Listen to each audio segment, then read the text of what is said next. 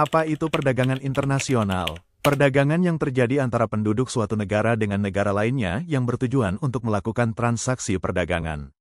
Terdapat dua teori dalam perdagangan internasional. Adam Smith dengan teori keunggulan mutlak mengatakan bahwa setiap negara lebih baik bila melakukan spesialisasi dalam perdagangan dengan negara lain. Mari kita ambil sebuah contoh. Jika negara A lebih murah untuk memproduksi barang X daripada barang Y, maka sebaiknya negara A memproduksi barang X yang dijual kepada negara lain dan membeli barang Y dari negara lain yang memproduksinya. Teori perdagangan internasional yang kedua yaitu pendapat Thomas Moon, yang mengatakan bahwa perdagangan yang dilakukan dari satu negara dengan negara lainnya bertujuan untuk mengumpulkan emas. Karena kekayaan dan kekuatan negara diukur dari emas yang dimiliki oleh suatu negara. Terdapat beberapa faktor yang mendorong perdagangan internasional yaitu: yang pertama, kebutuhan negara dan masyarakat. Yang kedua, perbedaan sumber daya alam. Yang ketiga, meningkatkan sumber daya manusia. Yang keempat, meningkatkan pendapatan negara. Yang kelima, memperluas target pasar. Dan yang keenam, mencari dukungan dan hubungan ekonomi dengan negara lain.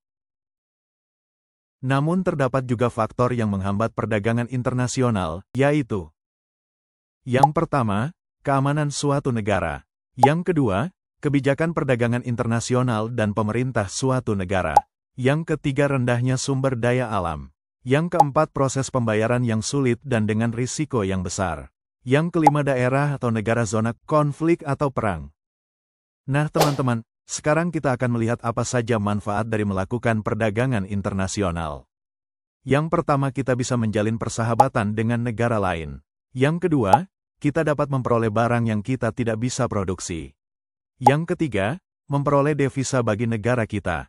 Yang keempat, memperluas pasar ekonomi kita. Dan yang kelima, kerjasama bidang ilmu pengetahuan dan teknologi. Nah, teman-teman, sekarang mari kita lihat sistem pembayaran yang ada pada perdagangan internasional.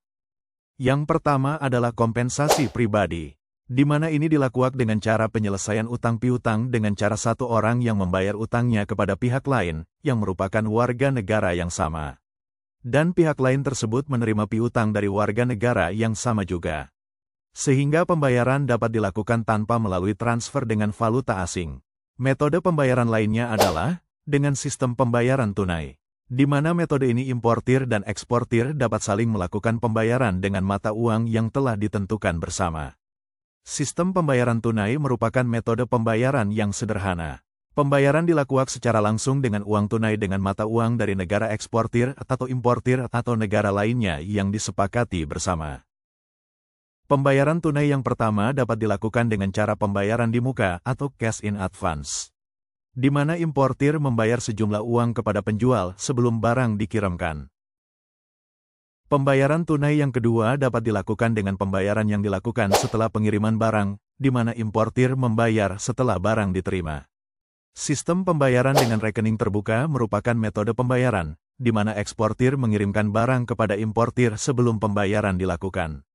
Kemudian pembayaran dilakukan setelah importir telah menerima barang, yang pembayarannya dilakukan oleh pihak ketiga.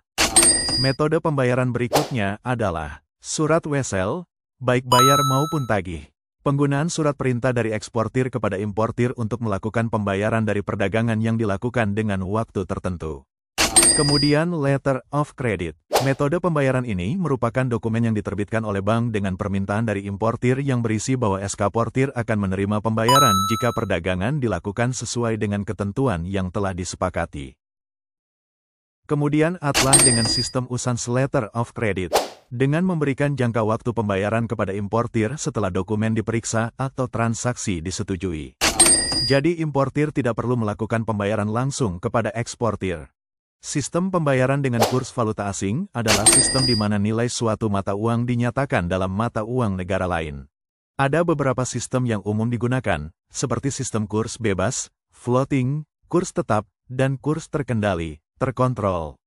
Dalam sistem kurs bebas, nilai tukar ditentukan oleh permintaan dan penawaran, sementara dalam sistem kurs tetap, pemerintah menentukan nilai tukar. Sistem kurs terkendali merupakan kombinasi dari keduanya. Nah, teman-teman, demikian penjelasan kita mengenai perdagangan internasional. Sampai jumpa di pengetahuan lainnya. Terima kasih dan tetap semangat ya.